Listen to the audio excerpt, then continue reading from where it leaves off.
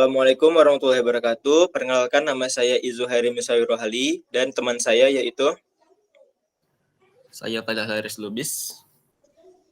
kemudian ada anggota yang lain yaitu Saya Nurbayu. di sini kami akan mempresentasikan serta akan memvisualisasikan bagaimana cara kerja tugas besar keamanan server dan jaringan kami yang diampu oleh dosen kami yaitu Pak Niskarto Zendrato Eskom Mkom. Sebelum itu kami akan menjelaskan apa itu NetShield. Jadi tema besar proyek kami NetShield itu adalah bagaimana cara mengatasi DDoS dengan cara menggunakan rate limiting. Kemudian kita akan masuk ke penjelasan apa itu DDoS. Jadi DDoS atau Distributed Denial of Service adalah serangan cyber yang bertujuan membajiri server, layanan atau jaringan dengan lalu lintas atau traffic yang berlebihan dari banyak sumber, sehingga sistem menjadi lambat atau bahkan tidak bisa diakses. Contohnya, ada ribuan komputer mengirim permintaan ke situs web dalam waktu bersamaan, yang mana server akan menjadi kewalahan, situs tidak responsif atau mati total. Lanjut ke penjelasan apa itu rate limiting. Kemudian apa itu rate limiting? Rate limiting adalah mekanisme pembatasan jumlah permintaan yang bisa dilakukan ke server dalam periode waktu tertentu. Contoh, API hanya boleh diakses 100 kali per menit dalam satu user atau IP. Jika lebih akan ditolak atau ditunda.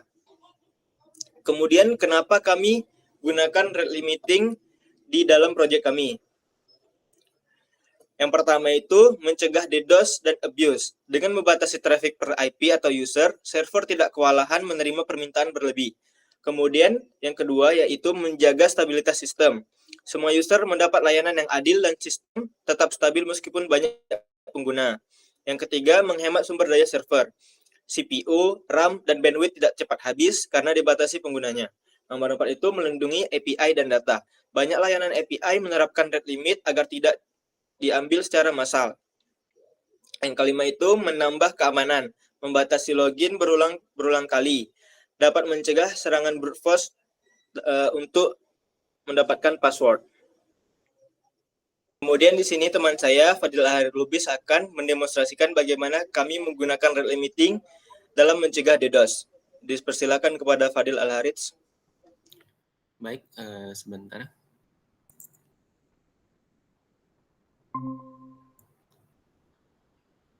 Untuk share screen saya apa sudah terlihat? Sudah. Oke. Jadi langsung aja kita mulai simulasinya.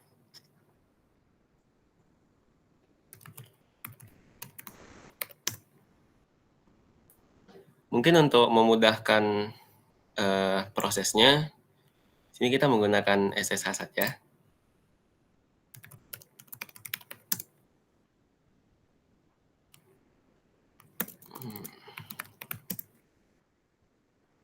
Oke.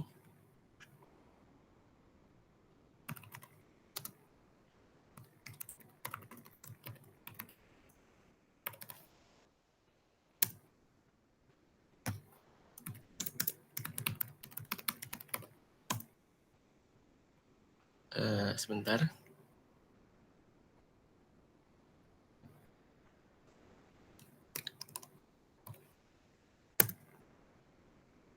Nah, untuk pertama-tama membuka web server, yaitu di sini kami menggunakan Nginx.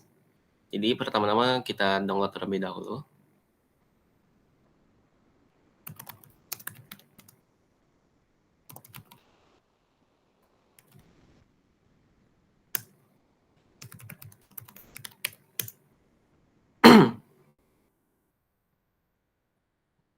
Oke,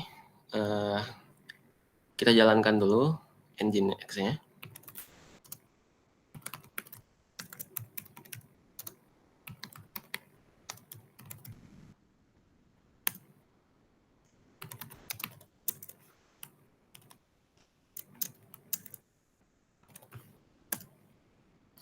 Nah, karena sudah berjalan, alangkah baiknya kita cek dulu di port 80.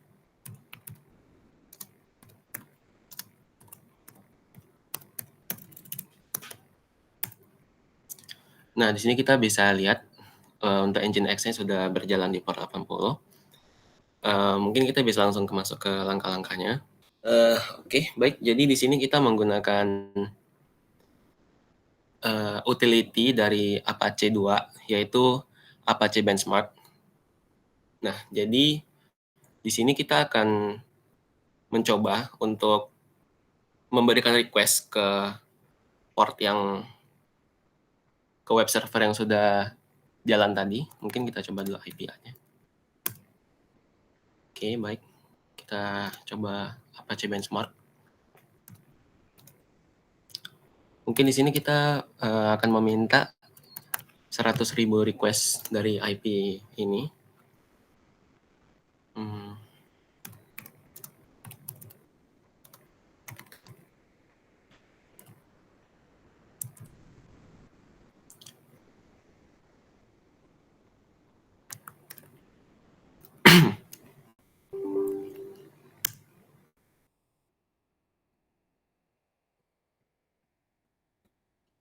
Sini kita tunggu sebentar.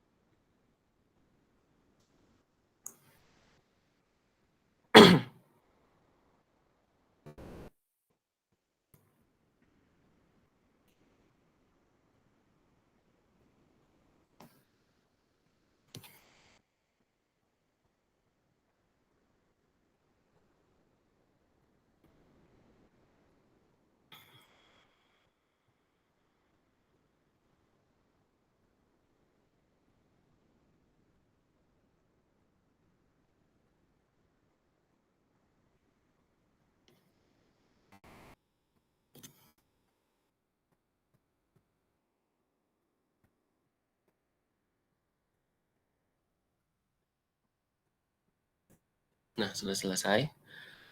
Jadi di sini kita bisa melihat untuk 100.000 request ini dia membutuhkan 73,228 detik. Nah, jadi kita bisa melihat dari hasil benchmarkingnya. Di sini dia memakan waktu 73 detik. Nah, ini dari satu IP mengirim ke IP tujuan ini. Bayangkan jika banyak IP dengan cara yang sama mengirimkan request sampai segini banyaknya. Nah, maka dari itu, disinilah peran dari rate limiting. Nah, untuk pertama-tama kita masuk dulu ke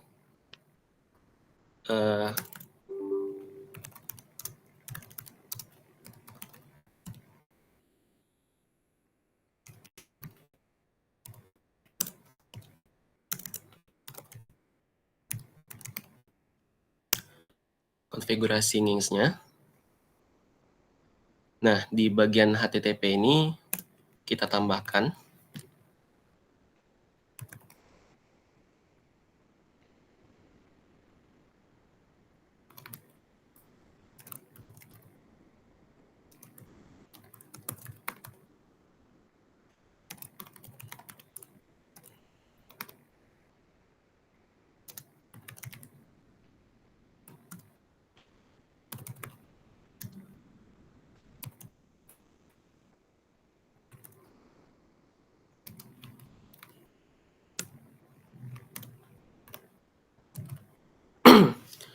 Nah, jadi di sini kita bisa melihat, di sini kita membuat suatu zona, yaitu namanya limit by IP. Sebentar. Nah, jadi ini dibikin 10M untuk data tracking IP-nya, dan kita membuat batasan rate untuk tiap IP itu 5 request per second. Lalu di bawahnya, oke, jadi di bagian server, lalu masuk ke location. Di sini kita mendefinisikan yang udah kita buat di atas tadi.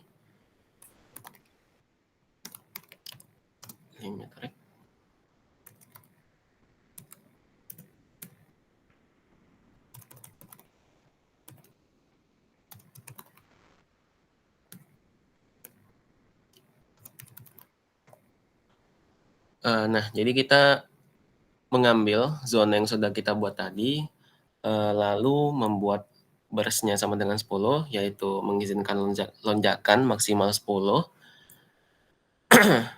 lonjakan request maksudnya, lalu dilaksanakan dengan no delay. Jika sudah, kita save. Nah, jika sudah, kita restart Nginx-nya, Nginx-nya. Oke, setelah kita selesai untuk mengkonfigurasikan isi dari nginx.config tadi, di sini kita akan mencoba ulang Apache benchmark-nya. Sebelumnya, tadi untuk eksekusi 100.000 request itu memakan waktu 73 detik. Nah, sekarang kita akan coba bagaimana jika rate limiting-nya sudah dinyalakan.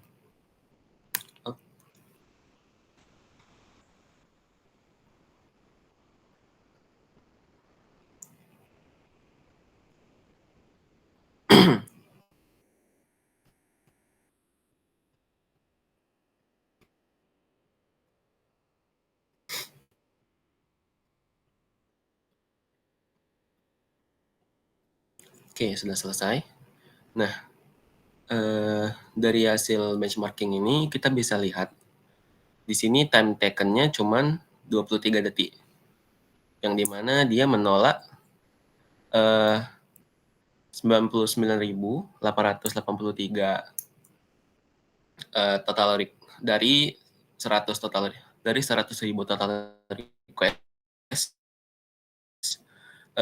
yang mengartikan dengan menambahkan rate limiting ini kita mendapati hasil time taken-nya lebih sedikit karena dia menolak request sesuai dengan limit by IP yang sudah kita tambahkan tadi di nginx.config.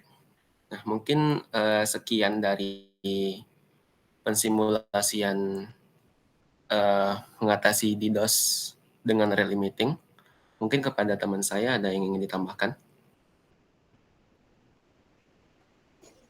Baik, terima kasih Fadil telah menjelaskan simulasinya. Kemudian kita masuk ke sesi terakhir yaitu kesimpulan. Untuk Nurbayus, dipersilakan.